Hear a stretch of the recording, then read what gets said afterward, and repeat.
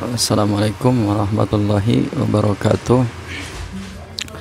Kembali lagi di pembahasan sejarah Sufi melawan pemerintahan yang berkuasa ya, pada abad 19 sampai abad 21 Masehi ya. Jadi kita mulai dengan pembahasan awal tadi, part pertama, masalah pertama, sejarah masuknya daripada pemahaman perlawanan dari Syekh Abdul Karim Banten. Kemudian dilanjutkan part kedua, lebih mendalami tentang struktur budaya yang salah satunya adalah Arab ya. Yang ketiga sekarang saya kepada konklusi ya, mungkin conclusion. Jadi akan disimpulkan dari pembahasan ini yang akan merujuk kepada suatu teori yang dikemukakan oleh Samuel Huntington, yaitu The Clash of Civilization, yaitu benturan peradaban, yang diantaranya menyangkut tentang benturan budaya, agama, politik, dan kontestasi sosial di masyarakat. Di sini kita lihat sendiri akhir-akhir ini kita sering sekali dibenturkan dengan masalah SARA, yaitu masalah agama, masalah sosial, bahkan politiknya. Tapi mungkin kecenderungan untuk abad sekarang kita itu ada pembenturan agama, padahal sebenarnya dari dulu sejarah membuktikan bahwasannya agama-agama yang berada di setiap negara yang merdeka adalah agama yang pastinya satunya resmi, yang keduanya agama itulah yang berperan dalam memerdekakan negeri itu dalam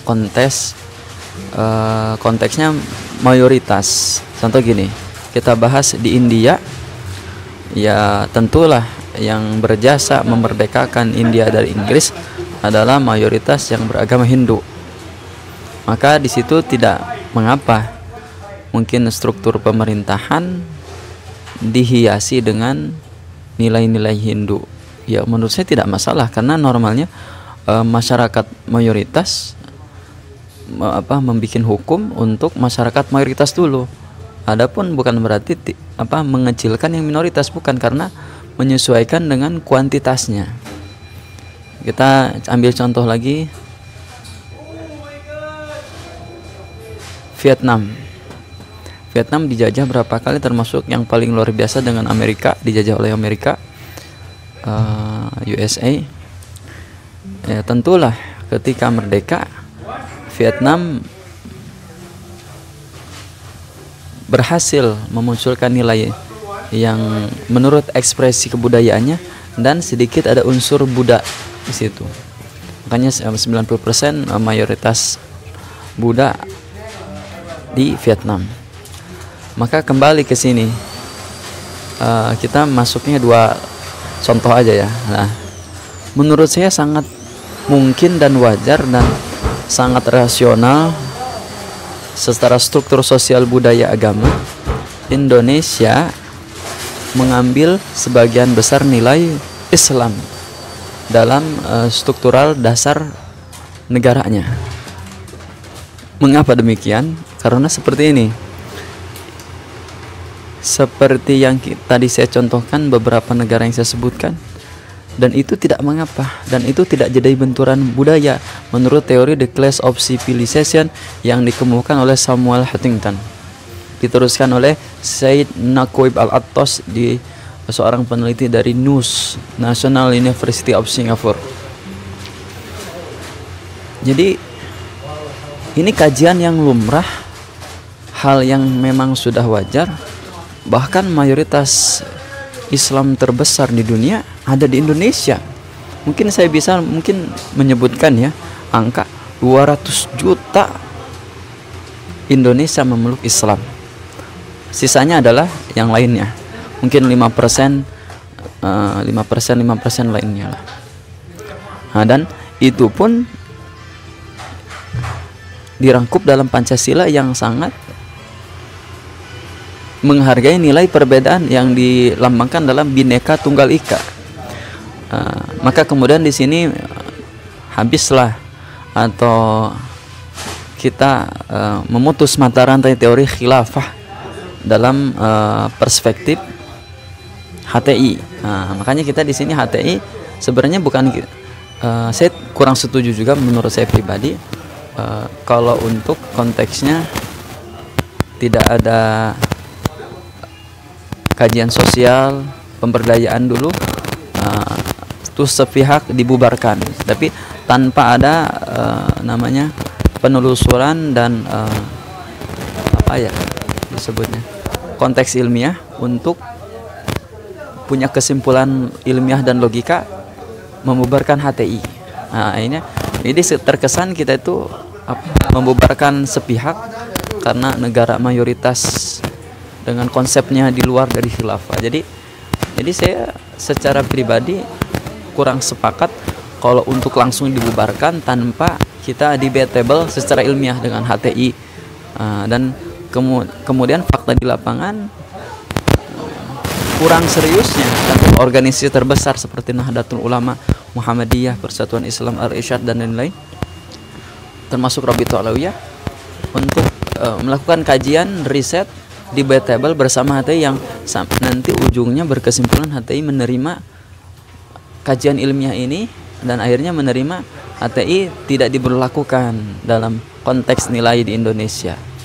Makanya yang terjadi ada namanya kecemburuan sosial dan akhirnya ketika dibubarkan HTI menjadi rumput liar dan akhirnya masuk ke berbagai elemen. Dan jangan salahkan siapa, salahkan instansi yang membubarkan HTI.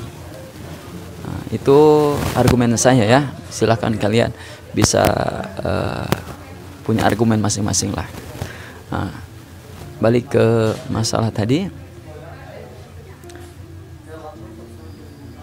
sudah lepas sudah namanya HTI karena konteksnya cita-cita kita bukan secara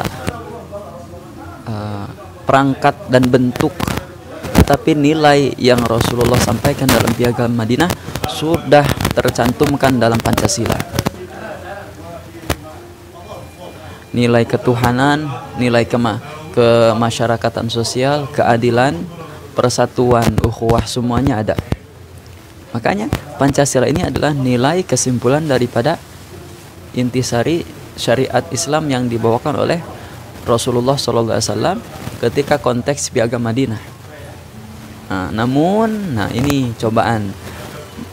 Berjalannya waktu Pancasila itu mengalami cobaan dari mungkin nilai-nilai dari luar, seperti ketika adik-dayanya Rusia di Sovietnya itu, yaitu memunculkan nilai komunis.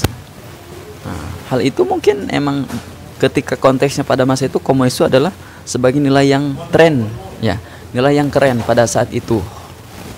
Namun berjalannya waktu ada suatu hal yang menduga itu adalah pelanggaran Komnas HAM kalau masih sekarang. Akhirnya PKI atau yang dinamakan komunis itu di Indonesia sedikit dijadikan nilai yang kurang menurut saya kurang bagus untuk diterapkan gitu. Saya bilangnya nggak buruk ya, kurang bagus ya, lebih halus.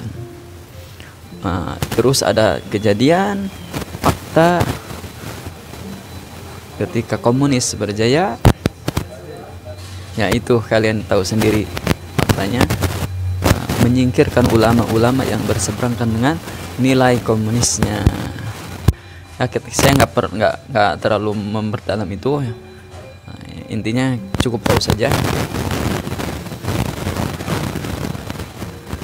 dari berbagai rantaian yang saya sebutkan tadi, dimulai daripada Divide Impera, politik adu domba negara koloni, sebagian Belanda sebagai penjajah dan beberapa negara lainnya.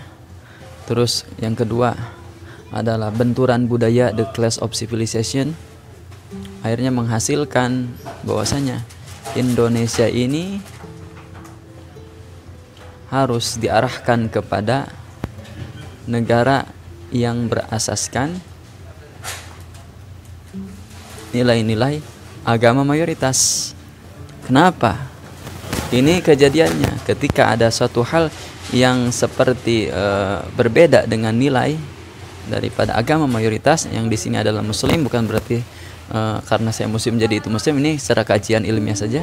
Akhirnya menimbulkan gesekan dan timbul reaksi, karena mau bagaimanapun di setiap ujung masyarakat Indonesia dari perkampungan, desa sampai kota, tetap yang menjadi mayoritas adalah Muslim gitu. Nah, ini adalah kesimpulan saya. Jadi kalau ingin Indonesia adanya kesamaan ideologi, kesamaan daripada visi misi negara untuk maju, jangan sekali-kali menyentuh atau menyerang nilai pokok fundamental daripada agama mayoritas. Ya, maka yang terjadi adalah chaos, kontestasi. Akhirnya yang timbul adalah saling curiga mencurigai. Nah, inilah yang terjadi sekarang. MRS Al-Habib Muhammad Rizik Syihab, yang kita sebut dengan MRS Muhammad Rizik Syihab, sekarang menjadi pelopor terhadap perlawanan mayoritas terhadap oknum-oknum di luar mayoritas yang ingin menghancurkan kedaulatan nilai yang sudah diterapkan dari dulu, yang sudah diuji, yaitu Pancasila ini. Ini adalah cobaan kita semua, mudah-mudahan segera terlewati. Saran saya sebelum ditutup, untuk yang beragama Islam, perdalami secara fundamental dasar pokok furu'iyah semuanya, terus masalah kontestasinya, terus masalah daripada yang tentu yang mazhab itu disebutnya fundamental, wajib tahu. Terus setelah itu ada namanya mempelajari tentang ada mazhab arba'ah, perbandingan mazhab, karena nanti kita akan menimbulkan sifat toleransi. Maka dalam ilmu kalam kalau kita belajar, saya rekomendasikan masuk, kalau kita ingin memperdalam itu, masuk ke jurusan sejarah peradaban Islam, yang di situ mempelajari kompleksitas daripada studi Islam. Nah, dan yang non Muslim jangan berkecil hati. Sebenarnya yang negara agama mayoritas ini tidak ingin melenyapkan agama di luar Islam atau mendiskreditkan, tetapi ini adalah reaksi daripada keprihatinan antara arah daripada vertikal dari bawah ke atas, yaitu rakyat ke pemerintah, atas kebijakan secara masif yang kontekstual namun terarah dan merujuk kepada suatu hal yang tidak dibenarkan menurut konsep sosial, politik, budaya, dan agama. Sekian dari saya, mudah-mudahan ada manfaatnya. Insyaallah kita lanjutkan dengan kajian lain. Wallahul muwaffiq ila aqwamit thoriq. Wassalamualaikum warahmatullahi wabarakatuh.